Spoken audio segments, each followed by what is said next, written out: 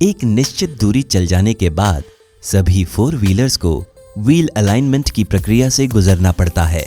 Wheel alignment क्या होता है और अगर आप इसे ना कराएं तो आपकी कार का क्या होगा, आइए पता लगाएं। एक झलक देखने पर वाहनों के पहिए एकदम सीधे और लंबवत दिखते हैं और ये व्यवस्था तार्किक भी लगती है। चौंकाने वाली बात यह है कि वाहन के परफॉर्मेंस में सुधार लाने के लिए हर कार निर्माता अपनी कारों के पहियों को एक पूर्व निर्धारित एंगल पर लगाता है। यहां पर बढ़ाकर दिखाए गए दृश्य में ये एंगल स्पष्ट रूप से दिख रहे हैं। हम देख सकते हैं कि मूल रूप से पहियों से जुड़े हुए 3 अलग अलग एंगल होते हैं। आइए सबसे पहले हम कैम्बर एंगल का महत्व समझते हैं।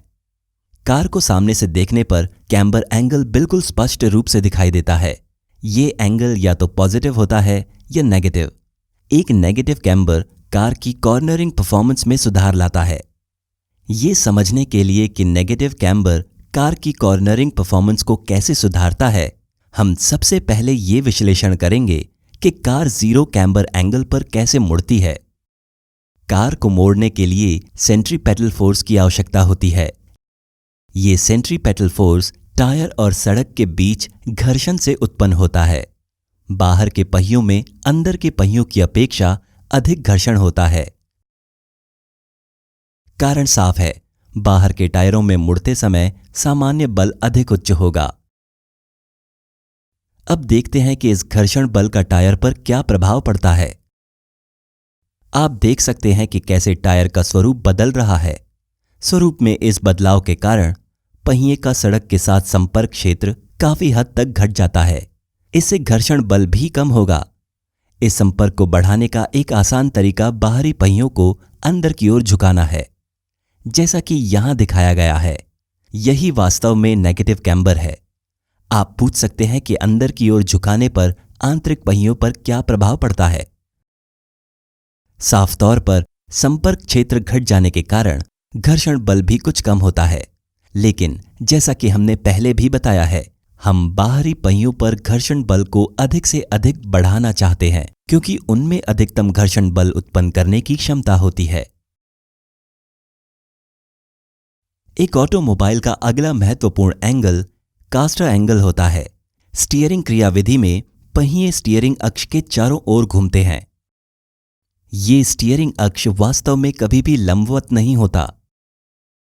स्टीयरिंग अक्ष का ये झुकाव कास्टर एंगल कहलाता है। एक ऑटोमोबाइल के लिए ये एंगल काफी महत्वपूर्ण होता है। आपने कभी ध्यान दिया होगा कि गाड़ी मोड़ने के बाद जब आप स्टीयरिंग व्हील को वापस छोड़ते हैं तो वो स्वतः ही अपनी केंद्रीय स्थिति में वापस आ जाता है। स्टीयरिंग व्हील की वापस लौटने की ये क्षमता कास्टर एंगल के कारण ही होती है। इसकी भौतिकी को समझने के लिए कृपया कास्टर एंगल के बारे में हमारा विस्तृत वीडियो देखें। तीनों एंगल्स में टो एंगल सबसे अधिक संवेदनशील होता है।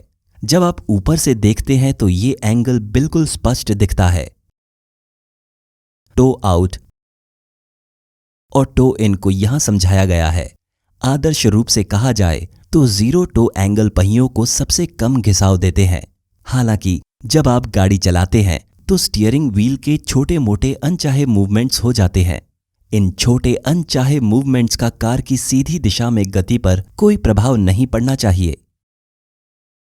टो एंगल ये कैसे करता है, ये समझने के लिए आइए हम स्टीयरिंग के सिद्धांतों पर फिर से नजर डालते हैं।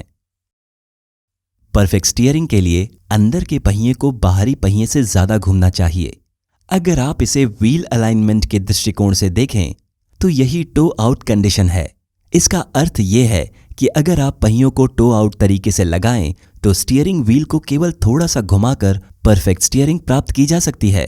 हालांकि स्टीयरिंग का इस तरह से तेजी से प्रतिक्रिया करना सुरक्षा के लिए समस्या बन सकता है, क्योंकि वाहन आपकी स्टीयरिंग व्हील के अनचाहे मूवमेंट्स पर भी प्रतिक्रिया करता है और परिणाम स्वरूप वाहन सीधी दिशा में स्थिर नहीं रह पाता है। यही कारण है कि यात्री कारों में हमेशा टो इन व्यवस्था का उपयोग होता है।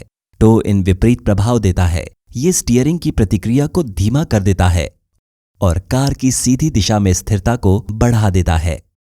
आमतौर पर टो इन का एंगल बहुत कम होता है। सभी कारों में कार निर्माताओं द्वारा निर्धारित व्हील एंगल्स के इष्टतम जोड़े होते हैं। ये एंगल्स समय के साथ काफी बदलावों से गुजरते हैं, जिसके परिणाम स्वरूप पहिए बहुत अधिक घिस जाते हैं। नियमित रूप से व्हील अलाइनमेंट का काम कार की अच्छी परफॉर्मेंस के साथ साथ स्टीयरिंग व्हील की अपनी स्थिति में वापस आने और मोड़ने की क्षमता के लिए बहुत आवश्यक है, क्योंकि कार की सीधी दिशा में स्थिरता को निर्धारित करने में ये एंगल्स बहुत संवेदनशील होते हैं।